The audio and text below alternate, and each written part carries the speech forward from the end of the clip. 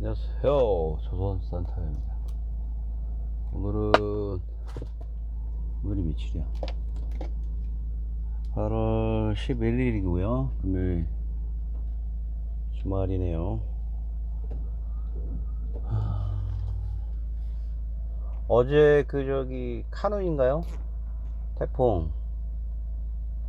생각보다 강수량이라든가 어떤 바람의 세기가 생각보다 세지는 않았던 것 같아요. 하지만 대구 쪽에도 한 분 돌아가신 것 같고 인천 쪽에도 좀 피해가 있었던 것 같아요. 이례적으로 한반도의 중심을 타고 쭉 휴전선을 넘어서 올라갔다는, 음, 어느 정도 중정도의 그 강도를 유지하면서, 그죠? 쭉 갔다는 거죠. 음. 태풍이 다 안 좋은 건 아니더라고요. 이번에 해수면 온도들이 너무 높아가지고 그걸 위아래로 이렇게 뒤집는데 강풍이 좀 역할을 해줬다는, 그래서 어민들한테는 약간의 도움은 있지 않았던 것 같아요. 방금 칭화대학교 칭화대 출신의 캡틴 따꺼라고 하는 유튜버, 충칭 시내에서 일주일간 중국 지인의 집에 머물면서 충칭 도시를 도는 내용들을 좀 봤어요. 이제 마지막 장면이었던 것 같아요. 충칭. 나는 그 사람이 참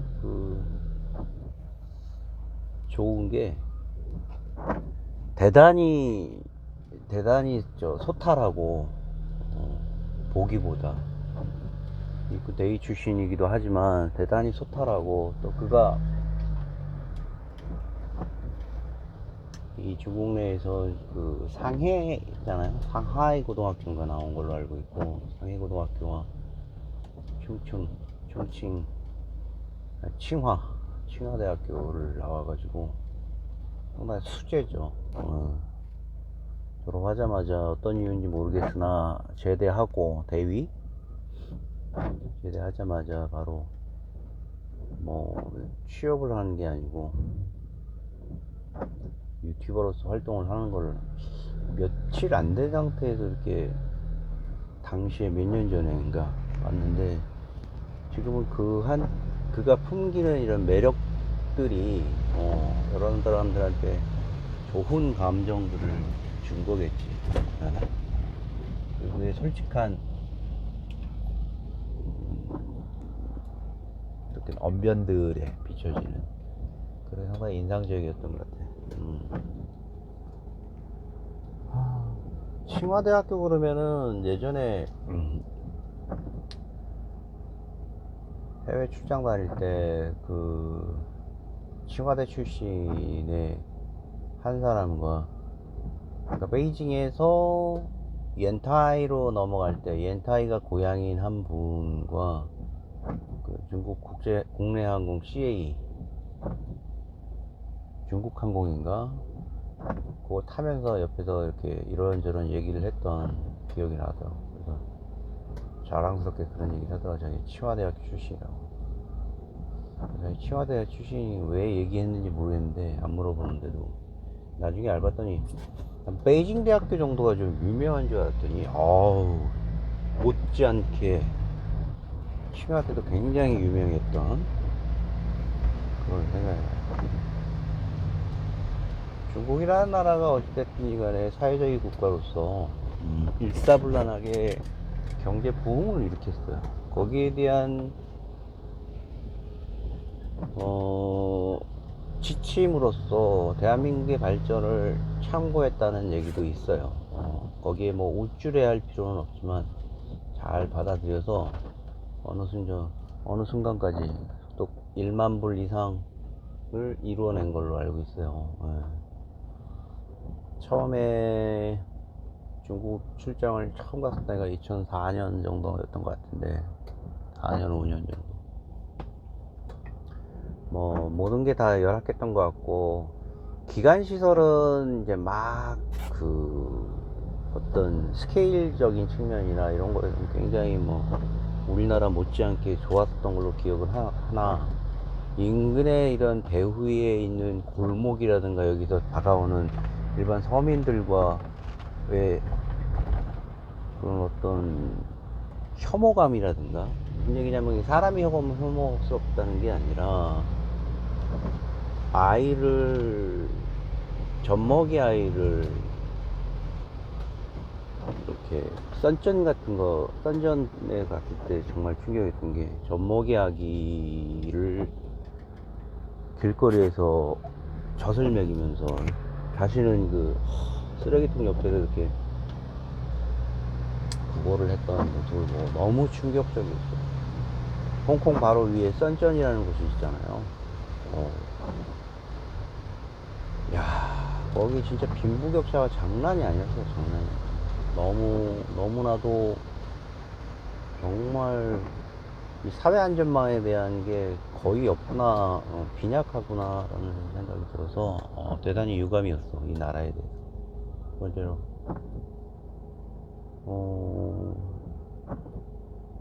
清華대학교에 계셨던, 그 당시 이제 저보다는 나이가 연배였지만 지금은 연락이 끊겼어요. 끊겼는데 어떤 당시에 통신회사, 베이징에 있는 통신회사에 다녔는데 잘 안 됐나 보더라고. 뭐 이런저런, 뭐 술도 먹으면서 뭐 회사 소개도 쭉 하고 그랬던 기억이 나요. 그게 이제 나에 대한 비즈니스였으니까.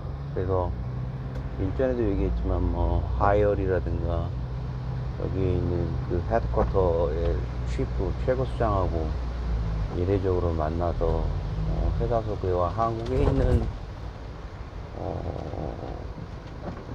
LCD 회사의 LCD 모듈 회사들을 좀 소개해 달라는. 근데 말이죠, 그 칭화대학교가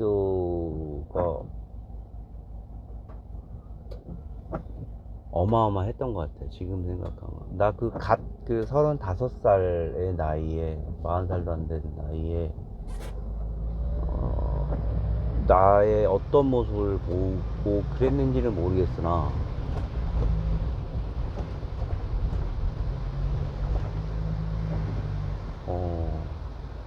하이얼 그러면은 굉장히 큰 그룹이에요.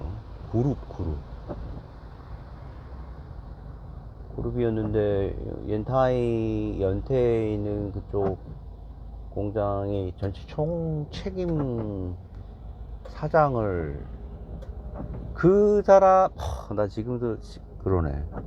내가 이렇게 배석을 했는데, 내가 혼자 갔는데 옆에 그 분이 배석을 하고 자기 친구가 칭화대학교라는 얘기지.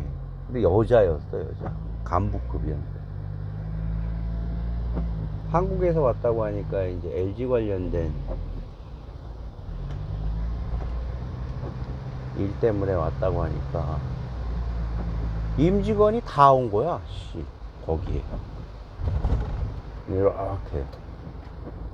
그런 일들을 그 과거에 겪었지만 별일 아닌 걸로 생각을 했는데 그게 별일이 아니었어, 지금 생각해보니까. 이게 나이를 먹고 지나 보니까, 20년 정도 지금 지난 상태에서 보니까, 야, 중국이라는 나라가 그분의 파워가 그렇게 세서 그랬던가. 아무튼 나중에 알았는데 칭화대학교라는 인맥이 대단한 인맥이더라고. 내가 알기로 시진핑도 칭화대 아닌가? 현 국가주석도. 그래서 당시에 나는 이렇게 내가 유튜버 하는 분들을 이렇게 보면 그 나름대로의 편집을 잘하는 거는 어느 정도 한계가 있는 것 같고, 내용적인 측면도 내용적인 측면이지만 그걸 풀어나가는 어떤 그 유튜버의 인간적인 모습이 그 구독자 수에 직접적인 영향을 주는 것 같아요. 편집 이런 것보다는. 그런 생각이 들더라고. 내용적인 측면, 그리고 이런 어떤 유튜버가 가지고 있는 인간적인 측면들이, 물론 거기에 담긴 컨텐츠들이 독특해야 되는 것은 물론 있겠지만, 그죠? 되게 좋아해, 개인적으로. 젊은 친구지만 그 사람이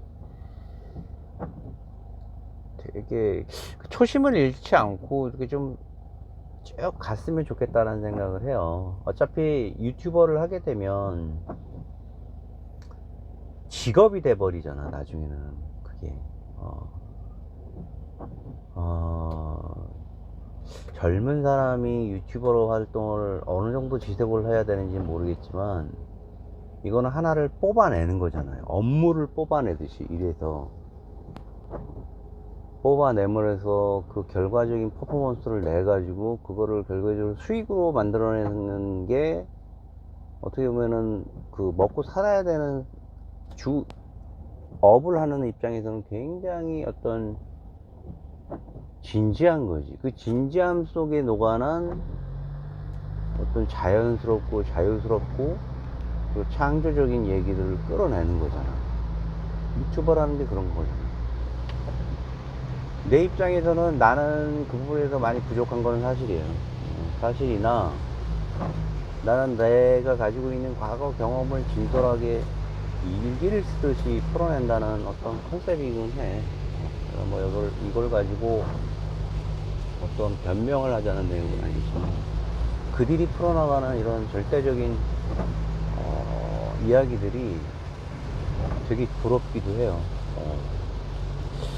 야, 근데 이제 그런 부분이 이제 초창기 유튜버들의 1세대 유튜버들이라고 할 수 있는 게 이제 빠니보틀이라는 이런 사람들 있잖아. 이 사람 통해서 영향을 받아가지고 곽튜브라든가, 그리고 지금 말씀드린 캡틴 따꺼라든가, 라는 사람들이 지금 활동을 굉장히 잘 하고 있잖아요. 그리고 뭐 캐럿맨이라든가, 캐럿맨도 캐럿맨이 가지고 있는 독특한 여행 유튜버로서의 어떤 컨셉이 있죠. 그러고 보니까 세계가 공히 여행 유튜버의 활동을 하고 계시네. 여행 유튜버가 가지고 있는 어떤 컨텐츠에 대한 그 잠재력이 있다는 거지. 검증된 어떤 검증된 컨텐츠라는 거지. 여행 유튜버가. 그러네요. 얘기를 하면서 들어보니까. 그가 얼마 전에 자신의 아픈 가족사를 좀 얘기를 했던 기억이 나요.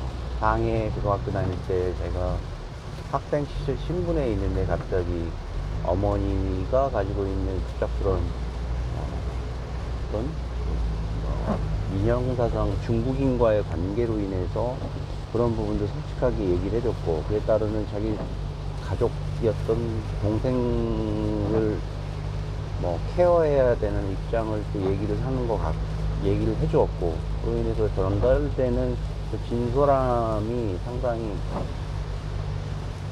뜨거웠어. 그리고清華대학교 지지난주에 그 학교가 가지고 있는 역량이, 화장실인가 침대인가가 좀 열악하다는 얘기를 좀 했더니, 그 협찬이 세게 좀 들어왔다는 거를 간접적으로 이렇게 보는 사람 입장에서 느낀 것 같았어. 아니, 이런 얘기를 합리적인, 중국이니까 합리적인 이제 어떤 추론을 할 수 있는 게, 지금 현 지도부 중에 최고 수석이清華대가 나왔잖아요.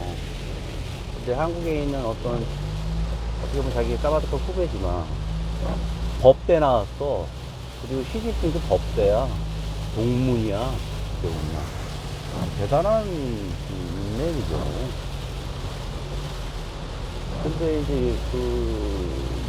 며칠 전에 돌아다니면서 이제 침백한 거, 화장실에 대한 열악한 거 보고 막 이런저런 걸 보고, 보여줬던데, 그 중국 내에 있는 어떤 사람이 그분이 봤었더라고 합리적인 추정하에 집값 바로 협찬이 들어오더라고. 중국 내에 좀 좋은 내용의 호텔들이 협찬을 받았던 기억이야. 합리적인 추정이야. 중국이니까 그런 게 가능하다라는 생각을 해. 만약에 우리나라인데 이제 뭐 우리나라 같은 동문인데 대통령이 말이야, 이렇게 유튜버를 자기 후배라는 이유로 해갖고 전화 한 통 걸어서 얘 여기다 재워라. 이거는 그 나중에 위험, 문제 소지가 상당히 크지.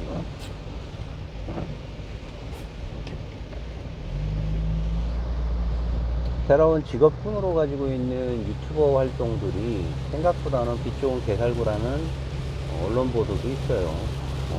특히나 여행 유튜버가 가지고 있는 기본적이 깔아줘야 되는 이런 비싼 투자, 특히 로컬이 아닌 해외 쪽으로 나갈 수 있단 말이죠. 투자 대비해서 조회수가 많이 나오지가 않잖아. 또한 그죠? 거기서 생각보다 많은 사람들이 이제 포기를 하고 실패를 하는 거지. 그거는 어떻게 보면은 일견 조회수를 바라보고 해야 되는 부분도 있지만 자신이 가지고 있는 이야기를 계속적으로 지속적으로 구독자와는 약간의 별도로 자신의 의지는 좀 필요하다고 생각해요. 그런 부분. 구독자에 대한 부분에 있어서는 어느 정도는 조금은 격투기를 얘기하자면 맷집이 좀 필요한 거. 견딜 수 있는. 야, 이거 아니야. 그러면서 툭 나오지 않고. 그죠?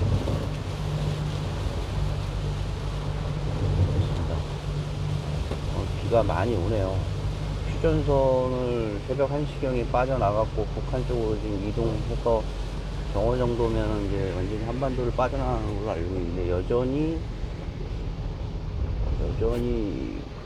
비가 상당 부분 지금 계속 내려주고 있어요. 항공에서. 그렇습니다. 비가 내려주고 있고 바람이 불어오고 있고. 오늘 여기까지 하고 사나이 시리즈를 좀 하려고 했었는데 그 돼지를 잡았던 체육대회에서 그 얘기를 거의 했었나 정확히 기억이 없는데 저도 이제 좀 국내 정도의